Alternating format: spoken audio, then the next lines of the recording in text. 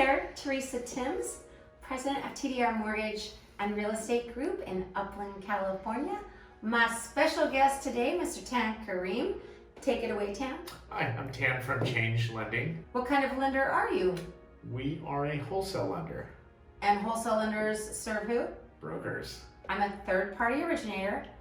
I shop for you. You fill out one application, we run your credit, and we shop all kinds of preferred elite wholesale lenders.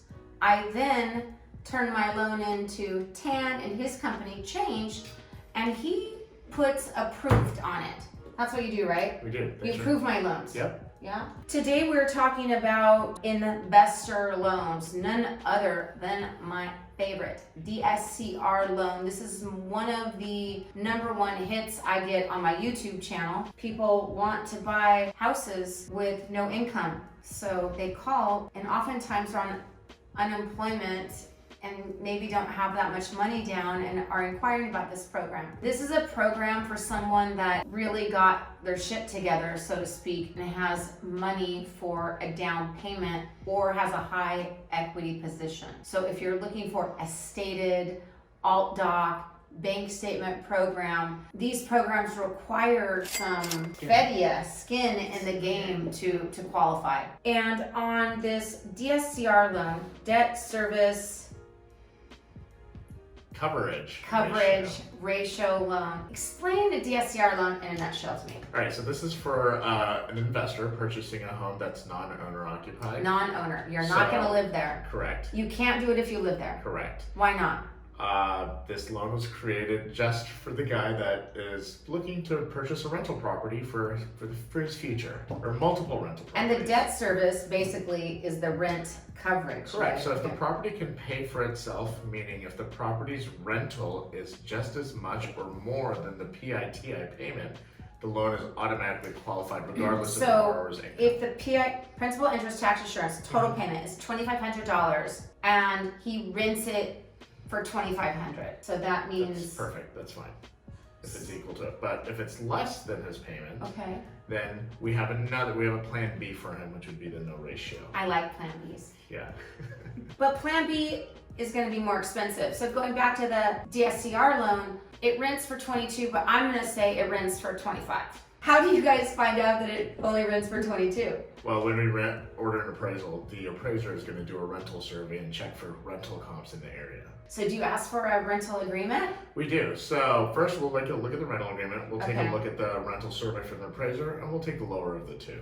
And you know, sometimes too, in all fairness, I rent my properties below market. So I've got a couple rentals that I rent for $2,000 and I could rent it for 25 or 27. Okay, so I'm gonna renegotiate my rent with my tenants. Correct. You could do it. You can. Renegotiate the rent to 25. But I could say that it's 27, but I've got to prove it to you. And as further evidenced by a rental survey. What is a rental survey? So when an appraiser comes out and does a full property inspection, they will also take a look at what similar properties are renting for in the area and actually drive around and take a look at those properties to make sure they're similar to your rental property.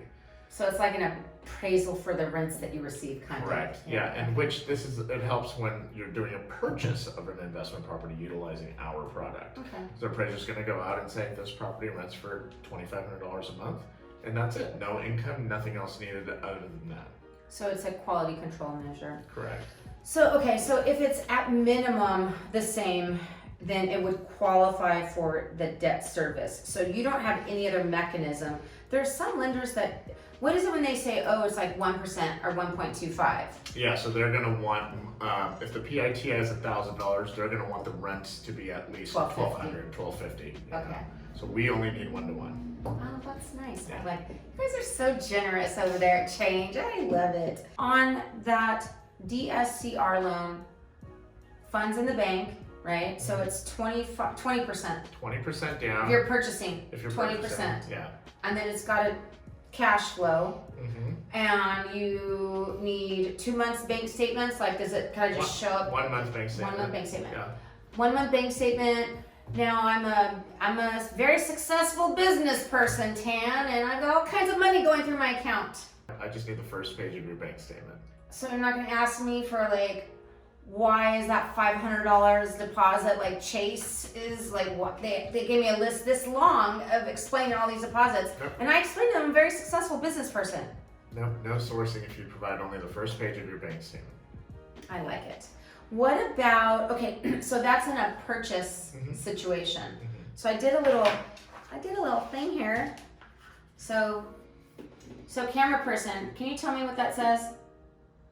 700 sales price, 740 FICO, Okay. high threes, low fours, That's the 35.59 total payments. Okay. So as you can see from my pink pad, the payment on a $700,000 DSCR loan with 20% down is only $35.59. So there are a lot of neighborhoods in California where you can purchase a home for $700 and put 20% down and rent it for that $35.59. Now, Tan, if for some reason I'm in a neighborhood where I can't rent that for that, I can only rent it for $3,000, then I cannot do the debt service because it's not debt servicing. What are my options? So a lot of people do purchase homes that they feel are good investments for the future, but not necessarily a good cash flow property immediately. So if your payment is $3,500, but you can only rent it out for $3,000 based on the rental survey, we do have the Plan B that we talked about earlier, which is called the no ratio investor loan. And that basically means we don't care about the ratio on that loan. So there's no income, no rental survey needed, nothing needed, with just a slightly higher rate. Do you even appraise the damn thing? We appraise it, make sure there's, make sure the walls are there and the roof is there. Okay. And so it's a solution to, and that is very common. Our prices are very high, and so in a lot of areas where this wouldn't, maybe the Inland Empire where you've got like a larger home, pool, jacuzzi, you could rent it for the $35, but in LA where it's a 1-bedroom studio, maybe you can only rent it for $29 or $3,000. Some people will take a monthly slight loss on an investment property, but they look at the bigger picture and hope that the property's going to appreciate a lot more in the future. So I'm going to buy this investment property, and I'm not going to live there. And I don't own any other property. And I live in LA. I live in downtown LA, but I'm buying a house out of Menifee. And it's super awesome. And I might move there in a year or two, but I'm not going to move there right now because I'm doing my LA life thing. Can I do that? Sure. I can? Yeah. On an investment loan? Really? Yeah. So other lenders had told us that they wouldn't allow somebody if they didn't already own a home. Oh, you have to own a principal residence. Yes. Okay, so I don't own a home in LA. I live La Vida Loca out there. Yeah. Okay, so you are saying that I could not purchase this if I didn't already own a primary residence. Correct. Could I own a primary mobile home? Yes, you could. Okay. Yeah, if you own it. Could I live in my RV? If you own the RV, yes. Oh, workaround, people, workaround. It's always about the workaround. Okay, so, but the reality is, walks like a duck, talks like a duck. This is a program where there's a lot of reverse fraud. And so you guys do look out for that. We do, I mean, you're doing good by your company.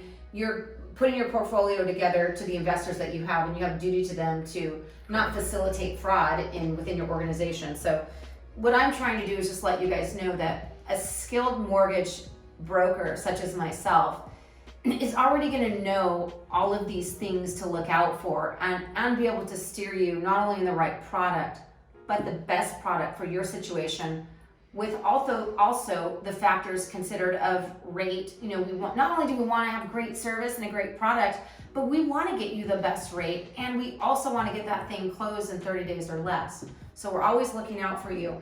On the debt service loan, or no ratio if it doesn't debt service, a couple of things that I was looking at here. So for a lot of my investor people, they've got like freaking 10 or 20 properties already, but maybe they have 3 financed, but they have some of them held in a land trust, some of them are in their corporation, some of them are private notes. I mean, they've got all kinds of crazy stuff going on. So what do you say about that? Like, what is the requirement for, and we're talking true investors that have portfolios that are wanting to add, or they want to refinance out of those hard money loans when they bought the property a couple months ago to, to turn into a long-term buy and hold. Yeah, so these loans can record in their LLCs, which a lot of people love doing. They don't like to okay. record their loans into their personal name and then have to grant it over to That's the LLC. pretty sweet. So we will do that in the LLC. It's a great exit loan for hard money. It's a great loan for leveraging it by taking out cash up to 70% on these loans. Okay. So a lot of people that have multiple units and multiple homes, investment properties, they love doing these DSCR and no ratio programs to take out cash as well to buy more properties. On the DSCR loan, if I've got 3 properties, okay, so there's a difference between owning properties and properties financed that show up on your credit. Mm-hmm. So if properties show up on your credit, you're gonna want what on those properties? We're just gonna need to prove the PITI payment on it, and that's it. Oh, that's all? That's it. So Not mortgage statement, rental agreement? No, we would just need a mortgage statement and maybe to show that it's impounded or whatever? Yeah, and okay. that's it. Yeah. Oh, that's pretty cool. Now, what about those 18 properties that are on my S Corp or C Corp? What about those properties? If you're not personally guaranteed on any of those loans, then we don't need to see them. But if you are, then we would want them on your schedule of real estate. So if I hold those in a trust or in my corp or a land trust or LLC, you don't need them on the schedule of real estate on the loan application.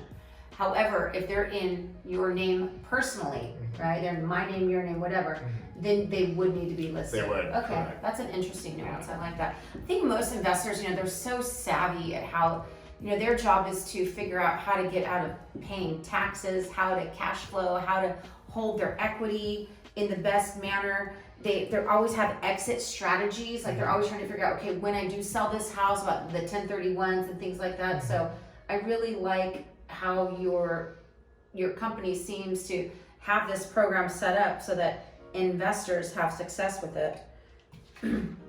I don't think I saw anything else.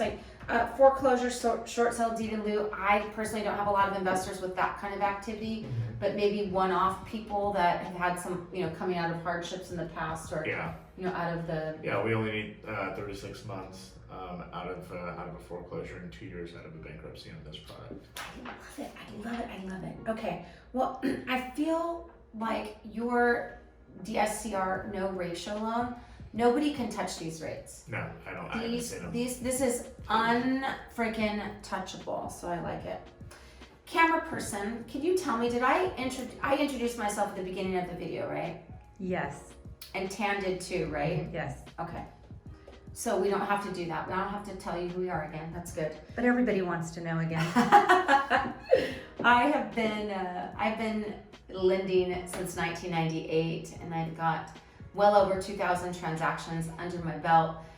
I consider myself a loan technician. I know and understand guidelines. I seek out solutions. I do not take no for an answer. Kind of like if there's a will, there's a way. I mean, in order to operate in this alternative type of financing, you have to have money. You have to have skin in the game, so to speak. Or I can't make that up, but I can certainly figure out, how to best serve you, how to put you in the best position possible, as if you were a friend or family member. If it were my own loan, how am I going to figure out putting my own loan somewhere how am I going to hook you up? That's what I'm looking to do is hook you up and get your file closed and have you, the fun part about real estate is that all the warm fuzzies, putting another property under your belt, creating wealth, that's where the money's at, and that's where I'm at. So if you're looking to buy, sell, or refinance in Southern California, call me at 909-920-3500 text. All right, we're out. Cheers. Bye. Cheers.